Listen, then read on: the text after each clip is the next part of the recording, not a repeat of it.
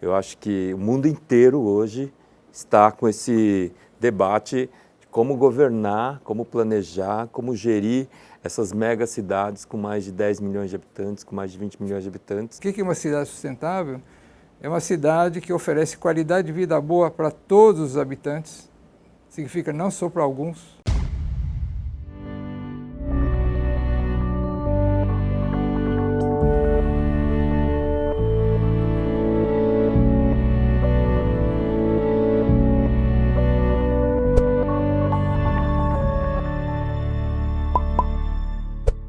O relatório Perspectivas da Urbanização Mundial, produzido pela ONU e publicado há poucos dias, agora em julho de 2018, revela que 54% da população mundial já vive em áreas urbanas e que esse número chegará a 66% até 2050, ou seja, cerca de 6 bilhões de pessoas vivendo em cidades.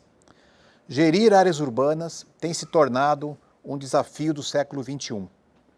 A urbanização sustentável é a chave para o desenvolvimento do sucesso. Hoje, aqui pelo curso Brasil Sustentável, uma iniciativa do canal Brasil e da Universidade Federal de São Paulo, Unifesp, com apoio da FEComércio São Paulo e da RAPS, eu tenho a honra de receber aqui dois convidados que conhecem há muito tempo e debatem há muito tempo o tema das cidades de hoje e das cidades do futuro. Aqui à minha direita, Oded Gragel, empresário e empreendedor social, já participou de uma série de organizações muito importantes no cenário nacional, como a Abrinq, participa da organização do Fórum Social Mundial, Instituto Ethos, Programa Cidades Sustentáveis, também do Conselho Diretor da RAPS. Aqui à minha esquerda, Anderson Cazu Nakano, arquiteto urbanista formado pela FAUSP, com doutorado pela Unicamp em Demografia, também colaborou na elaboração do Plano Nacional de Habitação, participou do departamento, como diretor do Departamento de Urbanismo da Secretaria Municipal e Desenvolvimento Urbano da Prefeitura de São Paulo e atualmente professor do Instituto das Cidades aqui na Universidade de São Paulo. Ou seja, mais do que qualificados para discutir o nosso tema de hoje, cidades sustentáveis, como planejá-las, como resolver os desafios que são colocados agora para o século XXI. A inclusão social é o grande problema? As cidades podem se tornar espaço inclusivo para todos os seus cidadãos? Vejam só, Tóquio, primeira e maior cidade do mundo, 38 milhões de habitantes. Delhi, 25 milhões em segundo. Xangai, 23 milhões. Cidade do México, Mumbai e São Paulo, as outras três completam os 5 top, 21 milhões cada uma. Como é possível fazer disso cidades sustentáveis? Esse é um dos nossos grandes desafios do século XXI, né? Cidades, aglomerações urbanas, populacionais dessa dimensão, dessa magnitude é inédito na história da humanidade. Eu acho que o mundo inteiro hoje está com esse debate de como governar, como planejar, como gerir essas megacidades com mais de 10 milhões de habitantes, com mais de 20 milhões de habitantes, principalmente como governar de modo que se promova, né, um desenvolvimento socioespacial, se resolva os problemas das desigualdades socioespaciais e se busque melhores condições, né, ambientais. Eu acho que a questão do tamanho não é o bloqueio para a gente ter cidades melhores, mais justas e mais sustentáveis no futuro. Eu acho que o nosso grande bloqueio está na falta ou na dificuldade de construir um processo de governança, né, democrática, transformativa e adaptativa dessas megacidades. Transformativa no sentido de promover transformações necessárias, né, nessas megacidades para fazer frente aos desafios sociais, econômicos e ambientais que se apresentam, e adaptativa, de modo que essa governança tenha condições de ir se adaptando às dinâmicas e transformações que estão cada vez mais profundas e rápidas, né, nesse contexto das megacidades. Então, construir essa estrutura institucional, participativa, técnica, né, informacional, tecnológica para desenvolver essa governança transformativa e adaptativa de megacidades, eu acho que é um dos nossos grandes desafios diante disso. Oded, algo a completar? Porque acho que eu concordo plenamente que esse não é esse o desafio, porque há muitos exemplos de gestões, de administrações, de governança que faz com que mesmo essas megacidades sejam governadas de forma descentralizada. A distribuição do poder e da governança no território. Então você tem prefeituras regionais, cada um tem seu nome, né? Quer dizer, distritos, com autonomia, com orçamento. Então, cada um dessas megacidades que realmente são... São Paulo é uma exceção. São Paulo é uma exceção negativa, né? Porque é uma gestão totalmente centralizada. As prefeituras regionais não têm pouca autonomia, elas fazem muita pouca coisa, né? A gestão é totalmente centralizada, mas a descentralização te permite você ter uma governança muito melhor. Aproveitando, né, bom, e aí concordo também, que tipo de cidade? Né? Porque você pode ter descentralizado, mas você não tem os princípios da sustentabilidade. Né? Então, se é para resumir em poucas palavras, como eu vejo, o que é uma cidade sustentável? É uma cidade que oferece qualidade de vida boa para todos os habitantes, significa não só para alguns, para todos. E isso demanda você diminuir drasticamente a desigualdade, né? E para gerações futuras. Então, você pensar, bom, o que vem depois de mim, quer dizer, oferecer condições melhores do que vem depois da gente. Então, posso dar só um exemplo para entender isso aqui. Uma cidade que tem rio, por exemplo, como tem em São Paulo. E no rio as pessoas nadam, pescam, usam para lazer, oferece condições de vida boas. Só que o rio está sendo poluído. O que significa isso? Geração futura, como a nossa geração hoje, não usufrui daquilo que poderia ser usufruído, né? Do Rio Pinheiros e Tietê. Então, é uma questão de escolha. Porque, como na vida, a gente pode escolher várias coisas. No dia a dia, a gente é dotado da capacidade de escolha. Cidade sustentável é uma das escolhas, uma das formas de você ter uma cidade. Né? E é uma cidade que oferece e procura oferecer qualidade de vida. E aí a gente pode falar o que é essa qualidade de vida para todos, a inclusão e para gerações futuras. Se a decisão é descentralizar, passa por uma vontade política. Vontade política que às vezes é pautada por interesses diversos. Quer dizer, quando a gente fala em construir cidades sustentáveis e igualitária, quer dizer, com direito à inclusão social, nós estamos falando, de certa forma, em que alguns interesses precisam ser privilegiados e outros não, para que essa inclusão e essa igualdade aconteçam. Isso é possível no mundo atual, onde as pressões dos diversos grupos que atualmente estão no poder, seja uma elite econômica ou uma elite social, elas permitirão a gente buscar essa inclusão social? Qual é a grande barreira que nós temos que enfrentar para conseguir essa inclusão que os dois falaram aqui?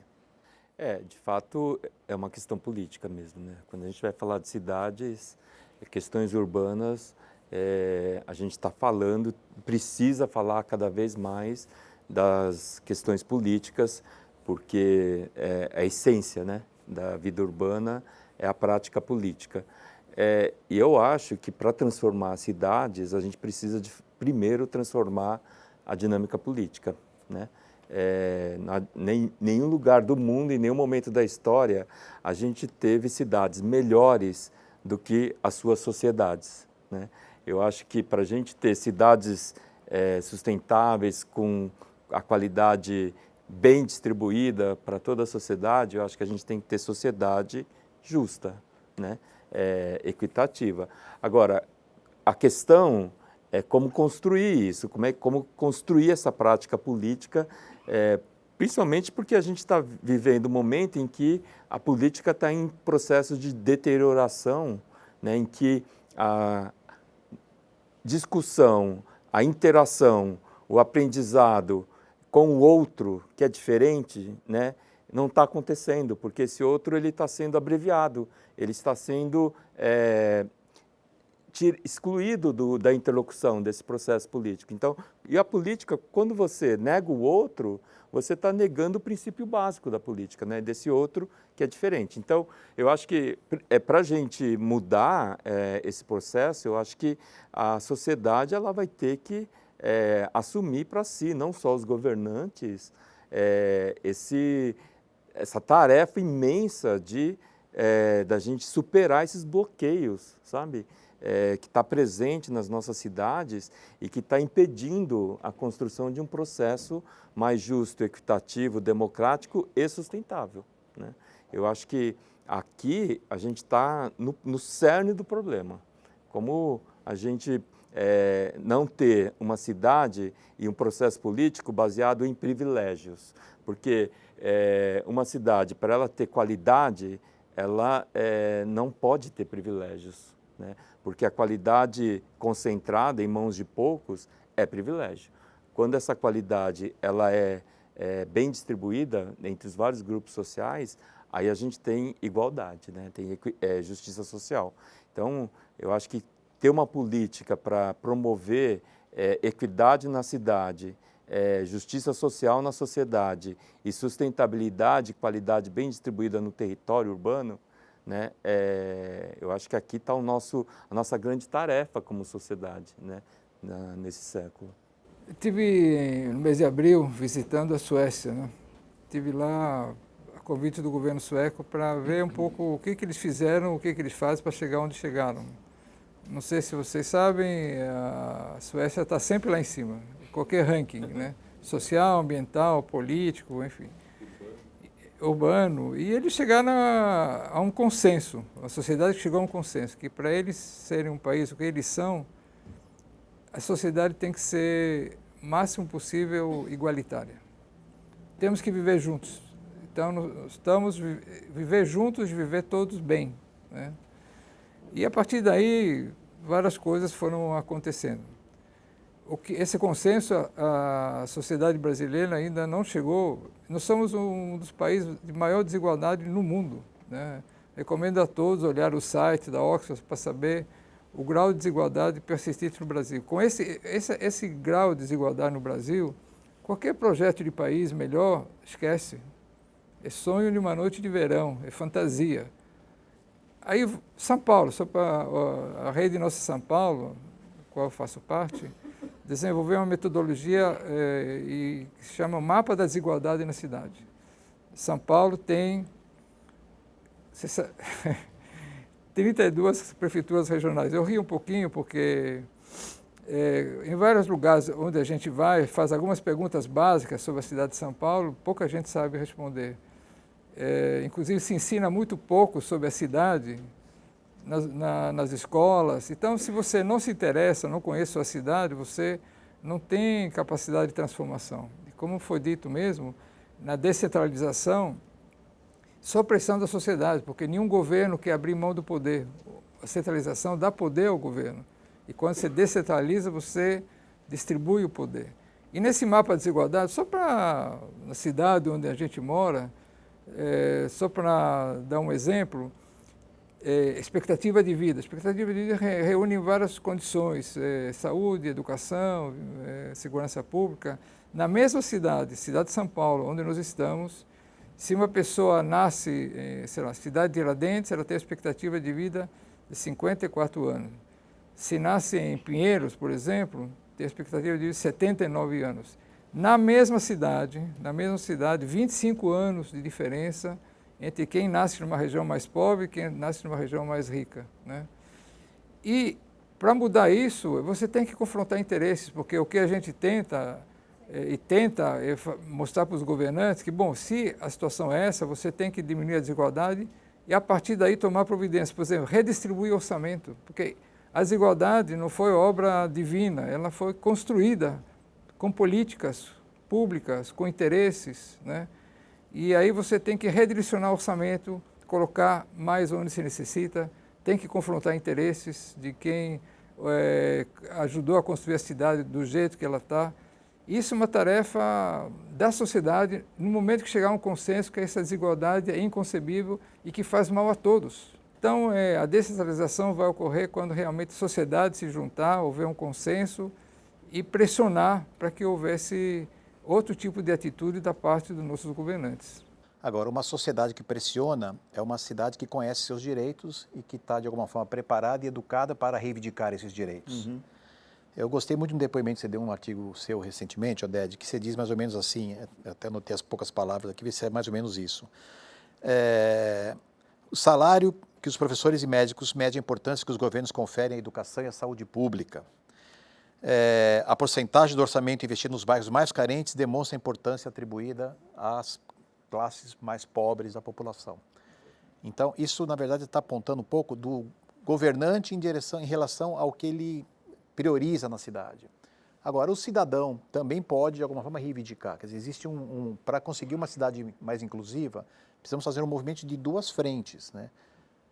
Qualificar melhor os nossos gestores, e aí é um trabalho na política, tentando qualificar os políticos para que compreendam essas boas práticas de gestão e de sustentabilidade, e um trabalho educativo de mudança cultural em toda a população brasileira que ainda está muito aquém de se entender como cidadã, né, plena de direitos e reivindicando esses direitos. Como é que nós podemos fazer? Nós estamos falando de trabalho educativo, de certa forma, dos dois lados, educar gestores e educar cidadão.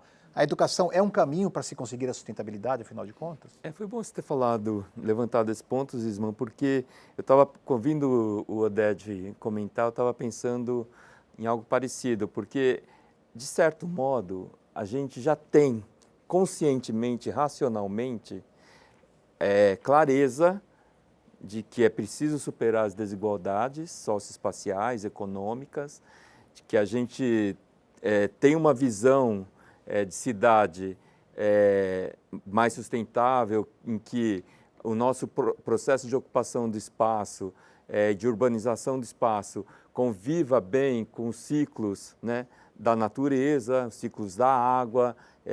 A gente sabe que tecnologias a gente tem que usar nas infraestruturas, nos sistemas de transporte coletivo para, né, ter cidades em que a qualidade, né, a ocupação do espaço, espaço público, moradias, atividades econômicas consigam ter uma convivência mais equilibrada. Agora, eu acho que a gente sempre se preocupou muito, né, em trabalhar nesse projeto de cidade mais justa no plano racional, no plano das consciências, no plano do conhecimento, da formação, né, das pessoas, seja no sistema educativo, seja em processo de formação política, capacitação da sociedade civil organizada, etc.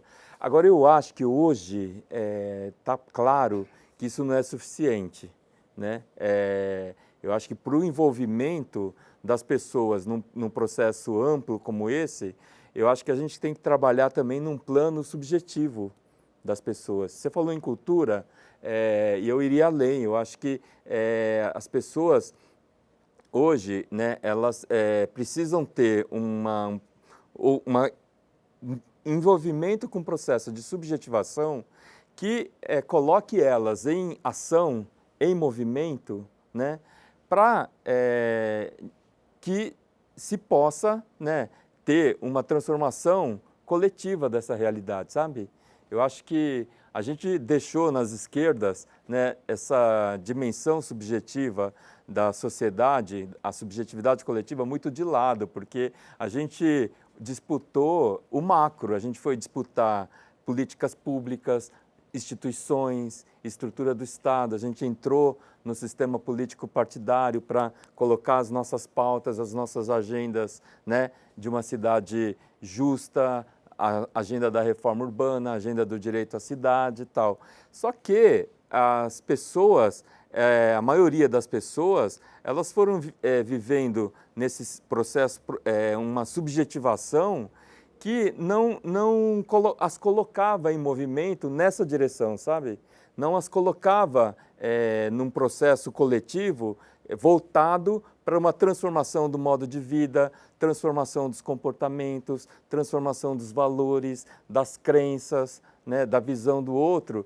E aí a gente perdeu esse projeto. Tanto é que a trajetória de 30 anos da reforma urbana no Brasil, né, voltada para o direito à cidade, ela hoje está em frangalhos. no nosso país. A gente está sem um projeto para as cidades brasileiras. E um projeto de sociedade brasileira e um projeto de país, Brasil, necessariamente passa por um projeto para as cidades brasileiras, hoje, em que 86% da população vive em cidades.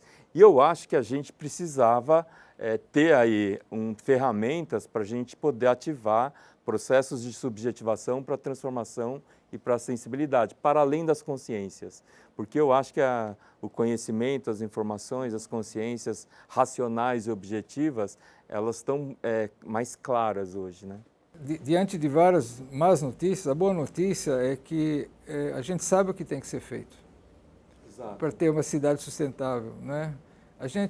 Porque seria um super problema você saber o que você precisa fazer, mas você não tem ferramentas, ninguém nunca fez. Então, a gente está cheio de informações, de conhecimento, o que tem que ser feito. Não só isso, várias cidades já fizeram, né? Está muito além da gente. Então, o que falta, vamos dizer, nesse momento, concordo com você, primeiro, dar a volta em cima desse desalento que hoje existe na sociedade brasileira, que não dá mesmo, quer dizer, nós somos condenados a ser um país uma república das bananas, vai. Quer dizer, tem uma certa dizer, olha, conformismo com uma determinada situação, como se isso não fosse possível de ser mudado, né? Isso tem a ver com desalento, com a política, houve uma mobilização, desalento com governantes, com esperanças que foram frustradas. Então, acho que concordo com você, existe hoje uma barreira muito grande, emocional quase, né? E subjetiva, como você diz, da nossa capacidade de promover mudanças, né? De fazer as coisas que podem ser feitas, né? E isso a gente pode tocar de diversas maneiras, uma através da informação e outra através da consequência que determina esse tipo de conformismo pode trazer para a pessoa e para seu entorno imediato, né? Muitas mudanças ocorrem depois de grandes desastres, né? Inclusive na nossa vida pessoal, na nossa vida societária, na nossa vida, enfim. Mas a gente precisa evitar isso, não precisa chegar até o fundo do poço para promover as mudanças, né? Então, acho que é uma tarefa muito grande para nós hoje, é munir as pessoas de informação do que a gente está falando, das consequências dessa situação e das possibilidades de mudanças, né? Que é possível sim, né? Que esse desalento, ele inclusive é de interesse de muita gente, né? Afastar as pessoas da política e da sociedade, da mobilização, não é um por acaso, é um projeto, porque diz o seguinte, não venha aqui me encher, porque eu estou com os meus interesses, não venha me provocar, não quero mudar, e inclusive dizer, olha, a política não serve, deixa que a política seja feita por nós, que a gestão seja por nós. Zeladoria. A zeladoria seja por nós. Então, munir de informação aqui é possível, que muitos já fizeram, que temos todas as condições para fazer e que vai ser feito através da mobilização da sociedade, como já aconteceu várias vezes. Na hora que a sociedade se junta, as coisas acontecem, né? Quando se evita a fragmentação. Isso você pode ver que as mudanças, sei lá, direta já, ou qualquer outro, o impeachment do Collor, isso aconteceu porque a sociedade se juntou e as coisas aconteceram. Então, essa barreira hoje, né, quer dizer, quase um fatalismo, né, diante da situação, esse é o maior desafio hoje a ser superado. Agora, só aproveitando, eu acho que para a gente aprofundar isso, porque eu acho super importante esse ponto, porque a gente está falando de potencializar, né, a sociedade para transformação necessária. Eu acho que tem hoje no Brasil, nas nossas cidades, processos como, por exemplo, o movimento negro, o movimento feminista negro, o movimento feminista, os coletivos de jovens, sabe? O movimento LGBTQ, eles estão politizando coisas que a gente não politizava. Eles estão politizando a subjetividade, eles estão politizando o corpo, né, o comportamento, eles estão politizando os territórios de um jeito que a gente não politizava antes, porque antes para a gente os territórios eram politizados enquanto lugar de precariedade e falta. Hoje eles politizam enquanto lugar de potência, de ação e de realização.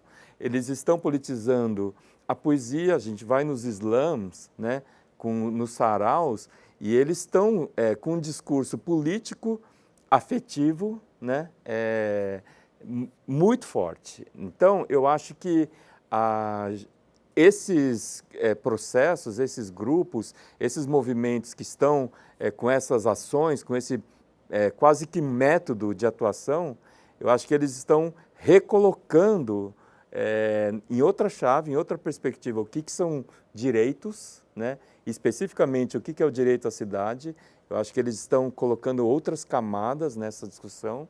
Eu acho que eles estão trazendo outras dimensões da vida política na sociedade brasileira que antes estava, não é que estava ausente, estava em baixa, né? Estava despotencializado. E eu concordo com o Oded quando ele fala de que essa despolitização é um projeto, porque eu acho que é exatamente isso que está acontecendo.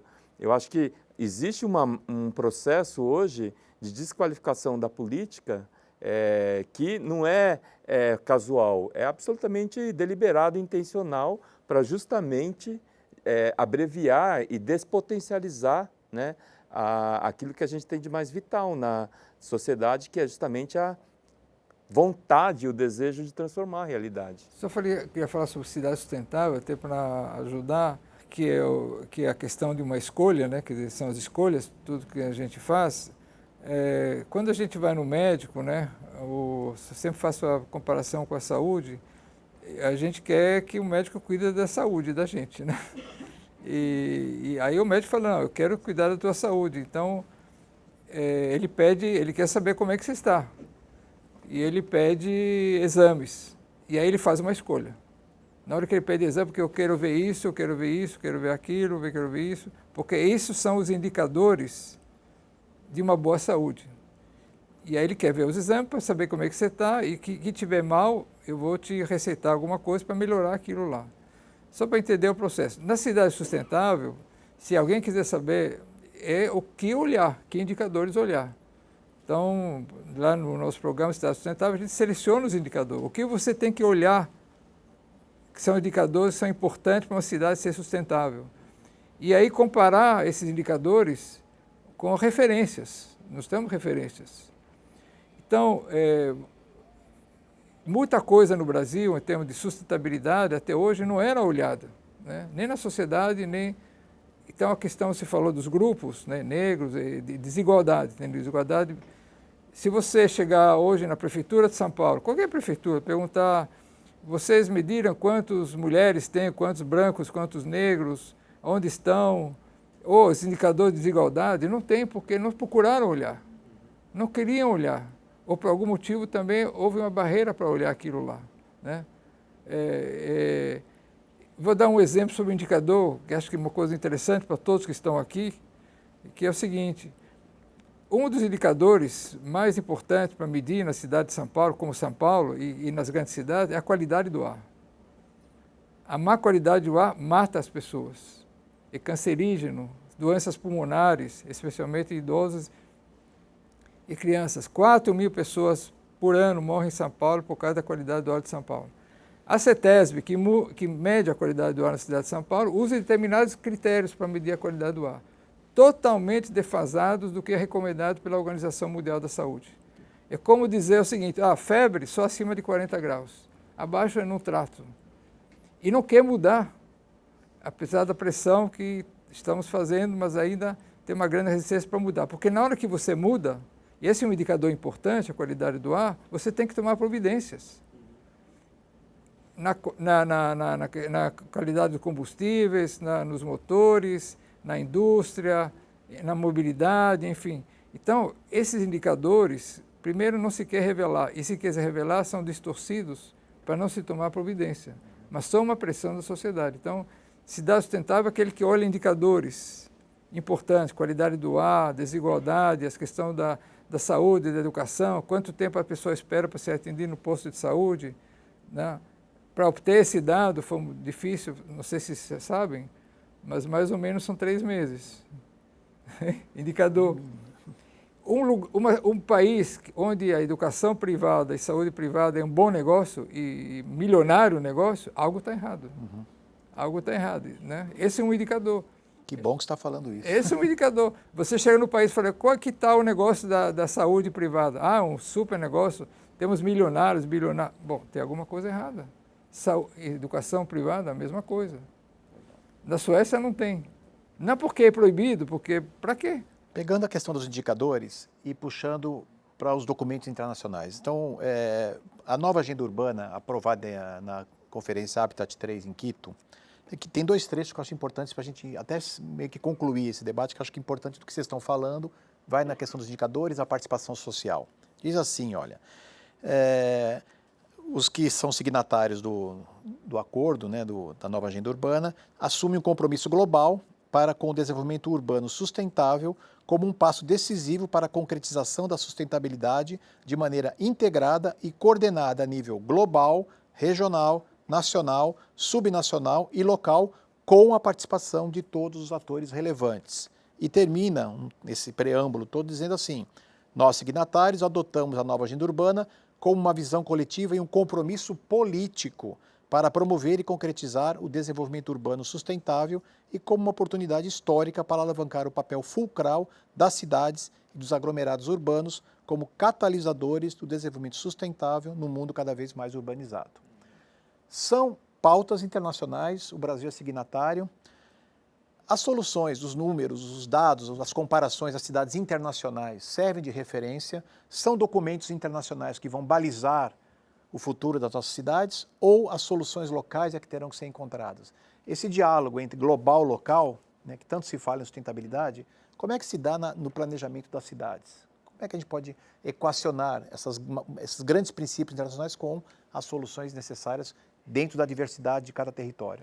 A colocação que o Oded fez, né, ajuda a gente a pensar nessa sua questão, Zisman, porque o jeito como o Oded propõe a utilização dos indicadores, no caso os indicadores de sustentabilidade urbana, não é muito comum aqui no Brasil. Eu acho que eu que estudo indicadores desde a década de 90, vejo que no mundo latino a gente usa muito indicador como mecanismos de avaliação, de monitoramento, de desempenho, no caso de políticas públicas.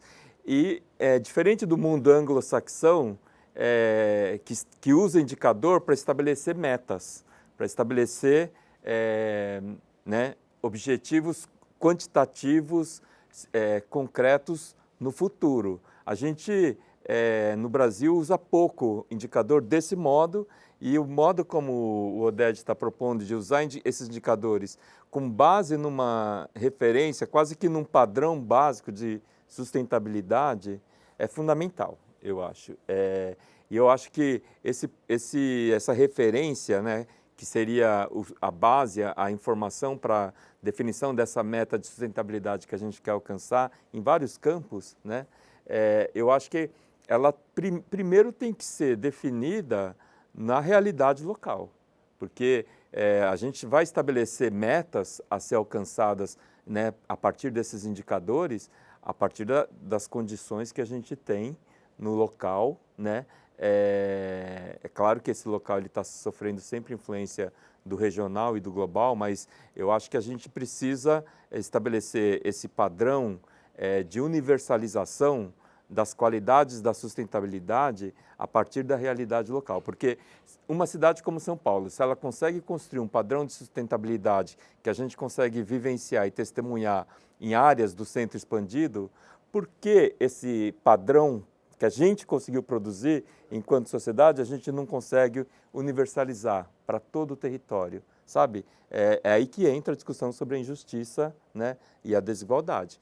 Então, eu acho que esse padrão ele tem que estar de acordo com as nossas realidades locais. Agora, é claro que a gente não está separado, né, da região nem do global. Então, eu acho que tem referências e metas que a gente pode estabelecer em função das realidades regionais e globais que a gente pode olhar e deve olhar, né, também. Lá em 2012 houve uma conferência no Rio de Janeiro, Rio+20, né, depois da 92, e todos os países presentes, sociedade civil, e houve um grande resultado que é o compromisso de estabelecer metas para a humanidade, o que resultou na elaboração dos Objetivos do Desenvolvimento Sustentável, que são objetivos que todos os países do mundo, inclusive o Brasil, assumiram até o ano 2030. Isso. São objetivos muito concretos, com indicadores. Bom, o Brasil, se perguntar para o Temer o que é ODS, ele não sabe, não tem a mínima ideia. Houve agora um balanço lá na ONU, o que os países estão fazendo, e o relator do Brasil foi um vexame, né? Foi um vexame total. Mas muitos países estão levando a sério. E aí o governo central e as municipalidades, porque tem que estar todos de acordo. Então, municipalidades, quer dizer, eu falei de novo da Suécia, outros países, e no programa Cidade Sustentável a gente adaptou aos ODS, né, os Objetivos do Desenvolvimento Sustentável. Todas as cidades lá são conduzidas, são gestionadas visando os Objetivos do Desenvolvimento Sustentável. Foi traduzido, pegaram os indicadores locais, estabeleceram metas até 2030, mas metas ao longo do tempo, até 2020, 2024, quer dizer, para mandatos de cada um, e as municipalidades se comprometeram com esses objetivos. Então, é rebatido um acordo global, onde todos os países assinaram, e não assinaram por nada, porque os riscos são enormes da insustentabilidade hoje no planeta, né? Não do planeta, da gente no planeta, né? E depois objetivos nacionais, depois objetivos locais, regionais e depois locais. Se é para fazer a coisa de uma forma séria, né? Então, tem toda a correlação com isso, né? Inclusive, só para te dar um exemplo, vou dar da Suécia, porque estive lá recentemente, a Secretaria Executiva, vamos dizer, desse programa dos Objetivos do Desenvolvimento Sustentável está no Ministério da Economia. Não é no Ministério qualquer, não sei o quê, da Ação Social, da mulher do presidente, sabe, as coisas. É no Ministério da Economia, do Ministério que considera, ele que monitora todos os objetivos e acompanha todos os objetivos a nível federal, a nível regional e a nível municipal. Nos moldes que está acontecendo na França com a criação do Ministério da Transição Ecológica, atualmente em funcionamento, pleno funcionamento, que tenta integrar as políticas dos diversos ministérios. Exatamente. Em prol de uma visão de sustentabilidade. O nosso tempo, infelizmente, está terminando. Só para agradecer a presença dos nossos dois palestrantes e debatedores aqui muito importantes, o Kazu e o Oded. Pelo que eu entendi, a gente, para dar uma palavra final, planejar cidades significa ter visão de futuro, ter sonhos e não o imediatismo do mundo atual, pragmático e principalmente o mundo da política, que propõe soluções temporárias, emergenciais e raramente pensa em soluções transformadoras, visando criar uma possibilidade, como o Oded falou, né, das gerações futuras terem cidades melhores até do que nós tivemos. Nós estamos tendo, infelizmente, cada vez cidades piores. As crianças não têm mais rua, o cidadão não tem mais calçadas, que é o mínimo do convívio social, e a gente precisa, de alguma forma, reverter esse processo para resgatar uma cidade boa de se viver. Algumas palavras finais que queiram dizer, pensando, afinal, uma cidade sustentável, uma pergunta, um pinga-fogo rápido, né? A cidade sustentável, ela deve perseguir um modelo tecnológico à la Dubai ou perseguir um modelo de ecovilas permaculturais como muitas que existem no Brasil e no mundo? Onde está o equilíbrio entre as soluções tecnológicas e as soluções simples, de mão na terra, de mutirões, enfim? Como é que a gente consegue equilibrar essas duas? Eu acho que uma coisa não exclui a outra. Agora você falou a palavra-chave, Zisman, que é planejar, né? Eu sou da área de planejamento urbano e eu acho que a gente não precisa excluir possibilidades alternativas, né, no processo de planejamento. A gente pode combinar soluções tecnológicas, soluções mais tradicionais, né, modelos de cidade, de organização do espaço urbano mais tradicionais, né? Agora, eu acho que para a gente ter um processo de planejamento de médio e longo prazo, né, consistente, a gente precisa mudar a nossa cultura do imediatismo, do curto prazo, porque essa é a nossa tragédia hoje. A gente não está vendo nas nossas cidades um processo contínuo de planejamento que vai sendo revisto, avaliado e aperfeiçoado, sabe? Quando eu estava como diretor do Departamento de Urbanismo, a gente fez um plano diretor aqui para o município de São Paulo, que foi aprovado em 2014, foi premiado pela ONU e tal. Tem ali um projeto de cidade, né?